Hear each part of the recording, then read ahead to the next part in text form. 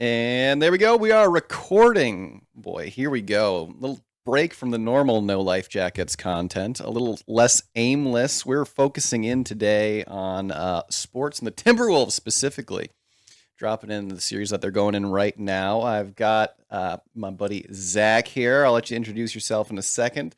I think tentatively we're calling this the Two Wolves Within podcast for meme purposes, of course. But if you just want to introduce yourself a little bit to start off at the top here, Zach, that'd be fabulous.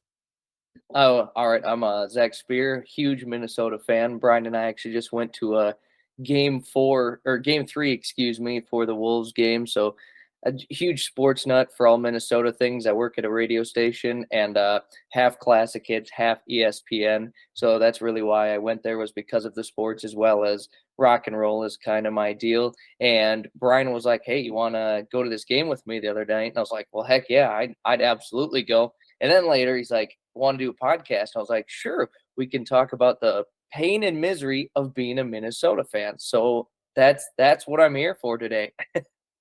I like it. Fabulous. Let me get my audio a little screwy there. Let me turn this. Hopefully it won't mess with our stuff too much. I'll just adjust it later. There we go. But all right, so we don't have too long here. So this first one, we're just going to dive into the current series and what's going on. Now, obviously, the turning point of this series, Zach, we can both agree, was me mistakenly taking you to Game 3 and turning all of their luck around immediately. First 2 games, Wolves come out of the gates, 2 near blowouts. Second game closer than the first one, I believe. Defense was just looking so hot, and then they have dropped 3 in a row to the Nuggets, both home games and Game 5 away. So we'll be coming back into Minneapolis for Game 6, but that's kind of the rough outline of this series and the pain involved. Anything to add to kind of the overall structure of how of the emotional roller coaster that has been this series? I would just say, yeah. I mean, the emotional roller coasters, absolutely. I kind of came into it. I was a little worried about the Nuggets, and they're the defending champs for a reason. They're good, and we saw it against the Lakers. Even though the Lakers put up some good fights against them, you kind of knew the Nuggets were going to win. So all of a sudden, we win the first game. That's fantastic. I was just excited. I was thinking, if we can split it home, we're great. We go out and we obliterated them in Game 2. I'm ecstatic. And then Brian, of course, we go to Game 3. And that is the shifting point as they get blown out. At one point, I think the Wolves were down like 32, 33 points. I mean, that's a game that we had fun. We had our own fun, but we had a lot of mad fans around us. And that's hard to bounce back from as a team. We saw the Nuggets bounce back well from it. The Wolves did not quite so much. They lost by, single digits at least the next game. But it just you kind of knew they were losing it the whole time. Just like this last game, I kind of felt like it was one of those you just knew the Nuggets were going to hang on to it. They're up by about 10 or so the entire game. And as soon as the Wolves went on a run, the Nuggets would call a timeout. They'd come out and they'd be right back up 8 points again. And that's kind of where we're at with the series. And as you said, roller coaster. It's the last 3 games have been painful. The first 2 were great. A lot of Wolves and 4 chants have been quieted, to say the least. Yes, definitely. One thing to bring up about the Game 3 being the turnaround actually makes a ton of sense. Games 1 and 2, right? Classic back-to-back over in Denver.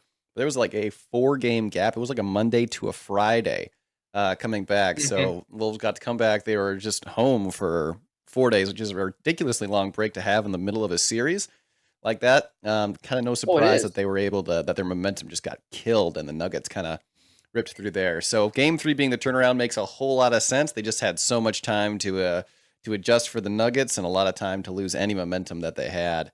As far as the roller coaster, after Game 2, we're riding so high, undefeated in the playoffs, right? 6 games in. 6-0. Yeah, so I think over that 6-game stretch, the media had time to catch up, and so I was just, I was locked in. I was just, guzzling all of this praise down by the buckets from everybody for the Wolves. Looking up, they come in. The Suns were supposed to beat them in the first round, right?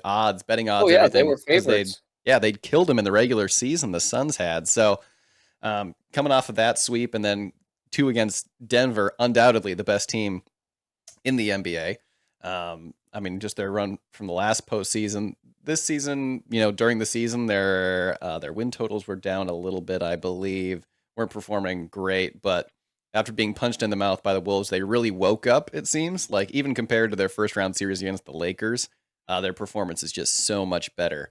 And this is kind of the team that Denver has been for the last two seasons at least. They've always they'll it seems like they'll have a close game going into the fourth. It'll be close, but they just pull out every single time. They just live in constantly maintaining a small lead, Yeah, which they thrive on it. yeah, they just do it. They've done it consistently the past two seasons. They did it against the Lakers. It's just their identity, and so they have managed to get ahead and get back on top of that. And I think some of the Wolves' inexperience is showing, particularly last night in a game without Mike Conley. So That was rough. Seeing Mike Conley on the sidelines, I was not too happy to see that. Obviously, he's got to take care of himself, but man, Mike Conley, I have been singing his praise this season. He is just a stud. He may not fill the stat sheet because he really doesn't. You look at his numbers, and I do have the numbers pulled up, averaging 11 and a half points a game, 3 boards, 6 assists, pretty all right numbers, but he's really, like you said, it's a young team. They need that leadership from him, and he really runs our offense. And seeing it without him, it was basically double Anthony Edwards. You're good to go. yeah, that was something in particular. Maybe gonna hop into that. Last night, the doubles on Anthony Edwards super effective, even compared to the previous two games. I think, probably Oh yeah. partially because of that Conley absence, but the other thing, it feels like over the course of a game with a player like Jokic, especially, and Christian Brown, um, they're able to really get a feel for how the Wolves offense. And it seems like every time the Wolves come into offense, they initiate with a pick and roll almost every single time, and then they Oh probably yeah. stack multiple pick and rolls on top of each other. And the problem that they were kind of running into last night, when nobody else was hitting aside from Ant, when all those stacked pick and rolls are at the top, it just felt like he never had any space to work with, right? Because right from the get go, get into a pick and roll, they can double him off of it right away. Um, Hmm. and Gobert might be open by the hoop, but they were trapping pretty well.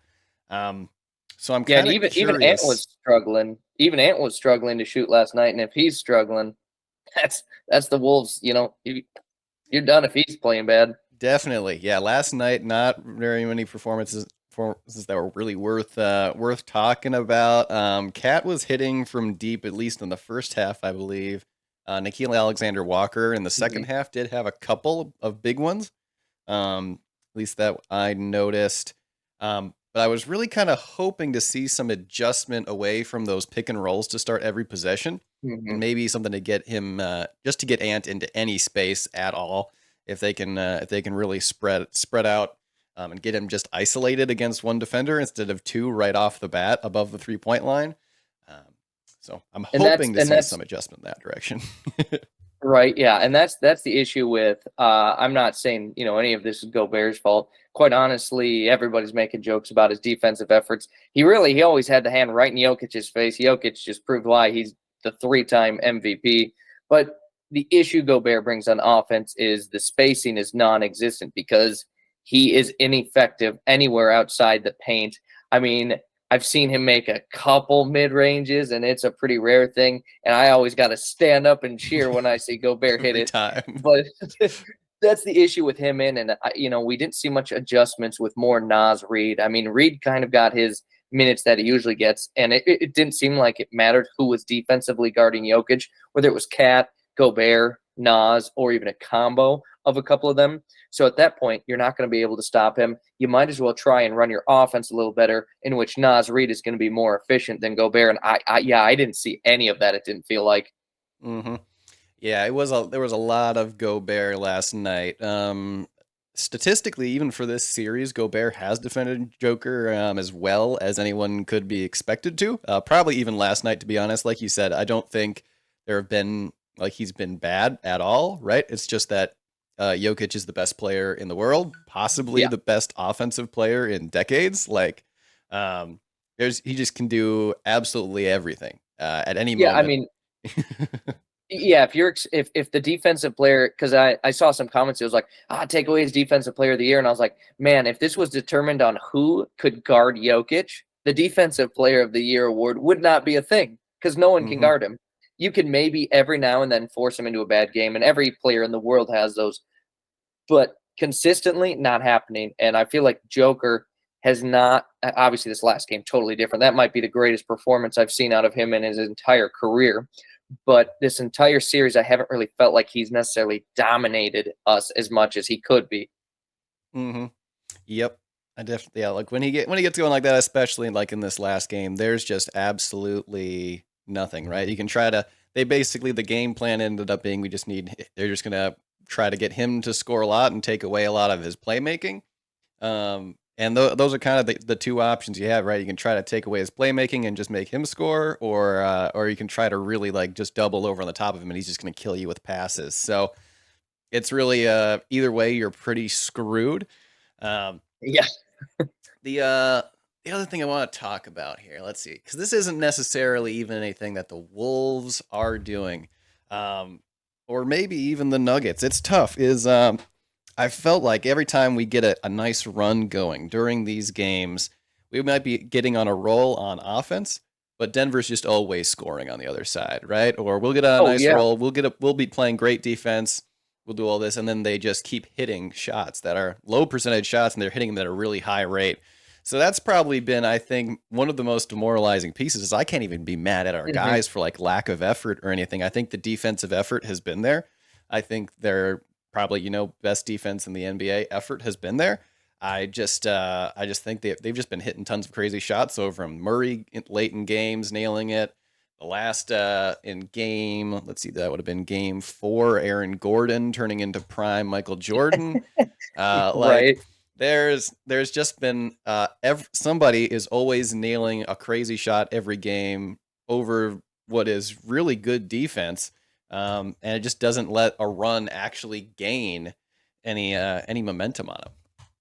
And that's, yeah, for sure. I mean, I gotta say, obviously I don't actually hate any of the players, but man, watching it, it's like Michael Porter Jr., I swear to God, he's gonna go up with this. Dude's gonna be right in his face. Doesn't matter. Michael Porter Jr., he just goes straight up and he's got a nice shot. I mean, you can't do anything about it because Hmm. he's got such a large figure. He's tall. Yeah, he's He just six rises ten, up. shoots over anybody out there. Yeah. Yeah, I mean, what do you do against that? You try to put Gobert Cat on him. He's twice as fast as them. He's going to get around, get to his spot. They're going to be trailing. Doesn't matter. You put someone like Ant on him. He's just going to go above.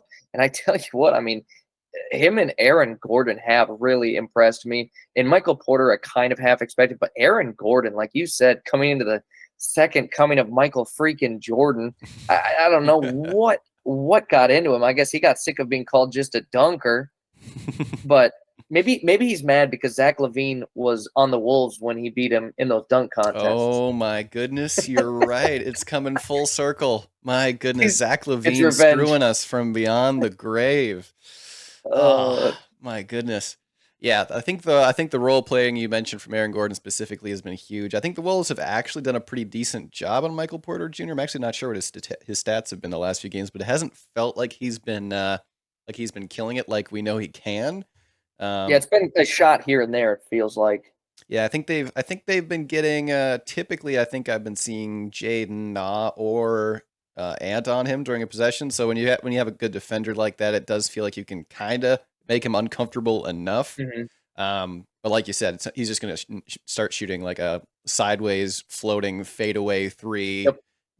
landing on the other team's bench or some shit, and it just feels like you can't get a hand in front of him. It's like it's happening, but And they've if you got can get a him off ball, he's not that good. He's not that good off ball. He needs the ball in his hand to create.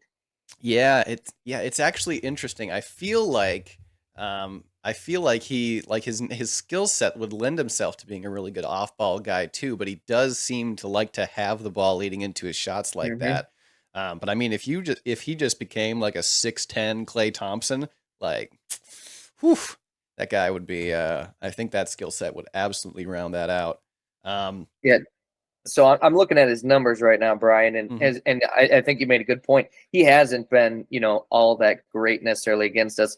Game one, he's 6 of 13 shooting, 20 points, 6 boards, 1 assist. But I mean, he's never going to get more than four. mhm, It's Michael Don't Swing the Rock Porter Jr.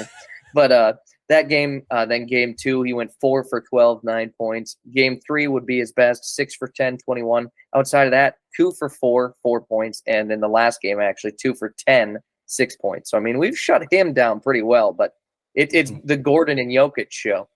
Exactly. And that's kind of against the Nuggets, your real option is, right, you want to be pushing all of those shots to Aaron Gordon, so it makes sense how he kind of becomes the X factor in the series. Hmm. So the performances where he's been killing it, and he the classic Aaron Gordon of he's just sitting in the dunker spot prowling around waiting his Yep. moment, and Jokic is just such a good passer.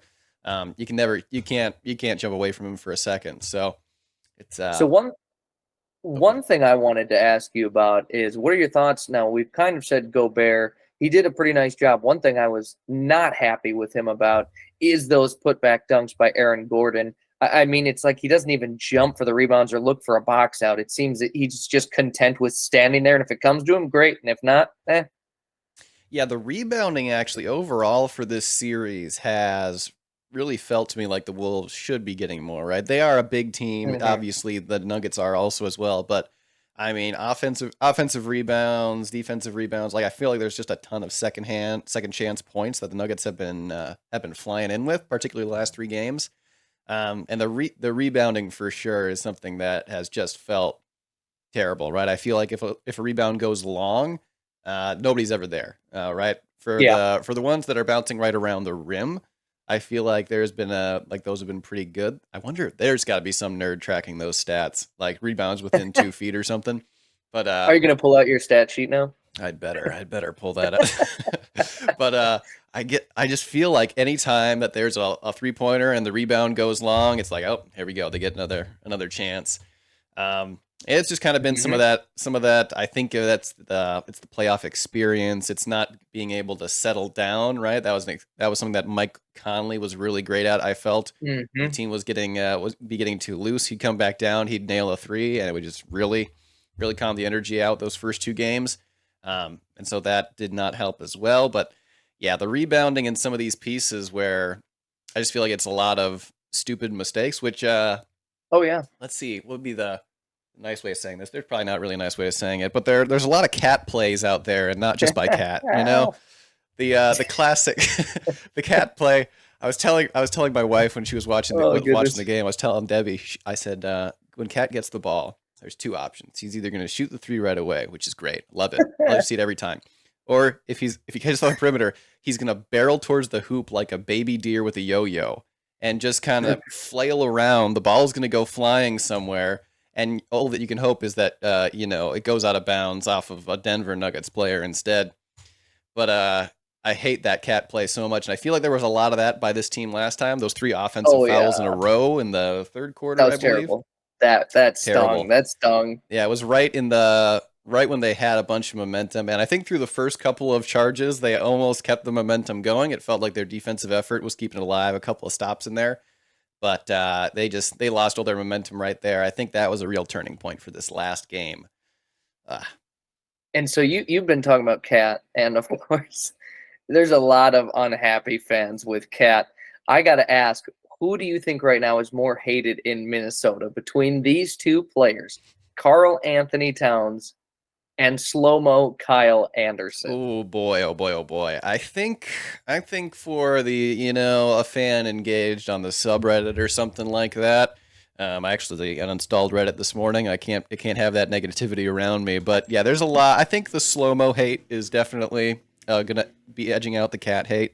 The cat hate, It's valid. it's the Stockholm syndrome has set in. He's been around long enough, but it's kind of been a while since Kyle Anderson did anything good for us. I love the guy, and I feel like if he just decided like what he was going to do before he caught the ball and just did that and never adjusted, he'd be honestly killing it. But I feel like that his confidence has just been so shot the last three And it games, and even has the to be. first two games. There are a lot of these plays. You know, he'll catch it at the free throw line, and he'll have options, and he'll like, oh, should I pass it over here? Should I drive it? And he'll end up bumbling it partway through. So I think the confidence and the decision making has been so rough from him. I don't know if Bumbling I was don't see him recovering this series. Bumbling was the perfect word. I mean, sometimes it's like he gets the ball in his hand and it's like, what is he do? What is he doing? Like you could pay me millions of dollars to stand out there and hand the ball to the other team, or the pass to the corner where no one was there. I mean, he just passed it to the bench. It was like, what is he just not paying attention? What is going on? Yeah, I think it's just the confidence. I feel like whenever I see him with the ball, he doesn't want to have the ball. He doesn't want to have to Hmm. make a decision with it. And so when he does, he just overthinks it way too much. Like I love Kyle Anderson when Kyle Anderson is rolling in his slow motion drive to the hoop, just like oh, it's butter. I love it. If I see Kyle Anderson like just driving, I that's my favorite part about his game. So dang, so good. And he plays decent defense. And, Hmm. and and honestly, in this series, he's been all right on the defensive end. It's just it gets so overshadowed by that inability to create anything on offense. And when you already have Anthony Edwards struggling because he's getting dogged all game. As soon as he touches it, two dudes right up on him, trapping him, and he's not getting help. So I think he was kind of getting frustrated. I mean, our offense just we couldn't run anything. And can you wrap it up to it's just because Mike Conley's gone, or do we have some work to do on offense out, between these players? Mm-hmm. Yeah, I definitely agree. I think even before even the last three games, there were always kind of shots of this, like games 1 and 2, when the role players are hitting. We can get some of that space. Anthony Edwards does know he is able to pass out of these double teams and get the ball rolling, but it seems like when he does that, we're not gaining anything from the double where it's happening. Whether Hmm. that's Gobert running down into the middle of the floor, not being able to get a pass into him, or just our 3-point shooters not hitting off of the relatively wide open shots that they are getting sometimes. It just feels like when he does get rid of the ball that we're not gaining anything from the gravity that he's producing. And that's exactly, you got to take advantage of a double team. You see, when we double team Jokic, he gets the ball to his guy, they sink a shot. I mean, for crying out loud, Contavious Caldwell Pope was having me hold my breath last night. That shouldn't be a thing. I mean, it seemed like somebody threatened him. If you don't beat the Wolves this series, we're sending you back to prison. I mean, what? We're gonna put that monitor back on your ankle, buddy. You better go out there and win. Yeah, it's been a rough few games. We'll see if they can bring back some energy. I'd love to get one win at home this series at least. Mhm. I'd feel so good if I mean honestly, just getting the series to 6 games is probably. I think before the series, I should have taken a screenshot of the odds or something like that. But I think Denver in 6 was probably the most popular option that I saw. Oh, I'm sure. Odds wise, I think that was probably about what was expected. I feel like after the first 2 games, there was a whole lot of shifting and people probably overcorrected, and the series is probably ending up closer to what people thought before the series rolled together. Yeah, and it's been weird. It really hasn't been many close games. These haven't been like hard fought out. We haven't had a single game come down to the last possession whatsoever. We've crushed them. They've crushed us. I mean, even if you look at last night, we lost 15, and we were kind of down that whole time by 15. The game before that, though, we lost by 8. It was not an 8-point game. I mean, it was double digits the entire way through. We kind of cut it down in the end with our subs in, but it's just a weird series. I mean, when are we going to get a close game? And yeah, I mean, Hmm. Yeah, the most intense parts of these games have been in the like third quarter, early fourth quarter kind of a situation to see like, oh, can they turn it around? And that's kind of when the interesting runs have been really coming in. The third quarter has been so huge this whole series. So and um, it's funny we haven't really seen any team come back. It's almost like whoever takes that first, whoever gets 10 up on the other one first, it's been so far they're going to win the game. It's just crazy. Hmm. I've been watching some Knicks and Pacers. That's the other series that I think is kind of fun to watch right now. Hmm. Mavericks and Thunder, another good one. And you see a little bit more back and forth, but this is just weird playoffs. But It's hey, what would you the expect from a team that's only been twice now? And without a well, doubt. I shouldn't say twice in 20 years. They've only ever had any playoff success twice in 20 years. Yeah. So I think that is 100% right. I think this series, it's the defense. These two teams, I think, are probably the best defenses in the league. You would Um, say the Nuggets you think are top two in defense, huh? I think so. All Overall, right. just the way that they're smart enough on D to kind of take away some of these things. We'll see when they go against a better offense. I mean, Wolves' offense during Hmm. the regular season was, I think, like the 13th to 17th range, somewhere in there.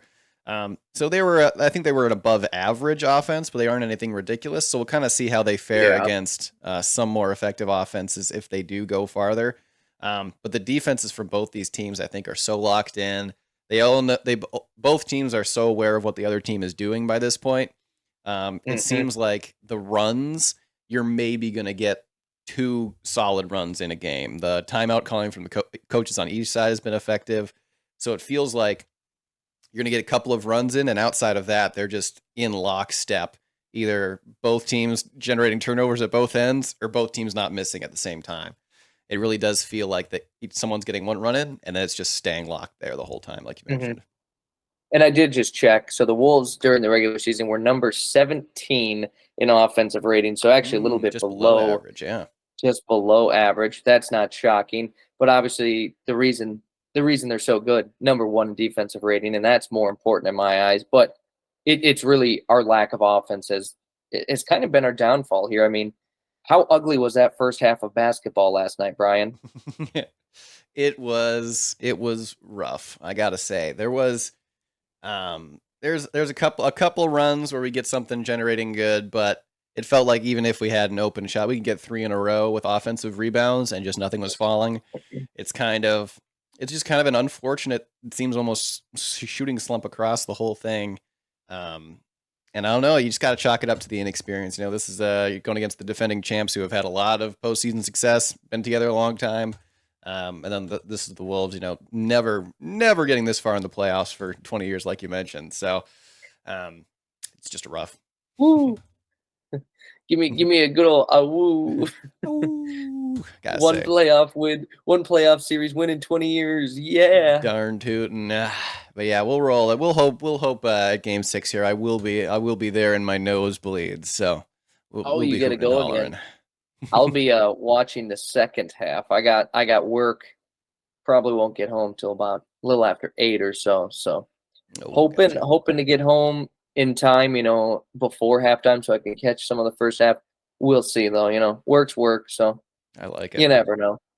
All right. Let's see. We've talked about this series here, but I want to, at the end here, go out on a good note. Let's zoom out a little bit. We've already mentioned how amazing this season has been from being a Wolves fan perspective. Um, and so I think I just want to wax poetic here about how Wax amazing poetic. this has been from a Timberwolves fan, right? So I can barely remember. I do remember. I remember when KG was just the man in Minnesota, right? Hmm. So those years formative. I remember I got a poster. Always wanted to go to a game, never did. My family never went to sporting events, but I vaguely remember that. That's been it. It's been forever. And since then, a 500 season has been like, oh dang, that's awesome. When we get Hmm. those great the great seasons where we were running an all white lineup with Kevin Love out there, Oh yeah. drafting Ricky Rubio, having a ton of fun during that period. And then what I call the Kool-Aid seasons with Cat and Wiggins when we had them as a pair, because I always had to decide at the beginning of the season if I was going to get on the hype train and drink the Kool-Aid or fade that season and not pay attention. Always a 50-50. So Yeah, 50-50 with those two. It was I think more than 90-10. I watched them, but man, there was some ugly games in those times. let me tell Seven you, seaters for life. when there was those bright spots, I remember let's see, Wiggins hit some game winner over Golden State, I think. Maple Jordan coming in. The meme game No, on not the Maple Jordan. the meme game in the Wolves fandom has been sharpened to a point, all right, because that's the only thing we could take joy in was memes about our team.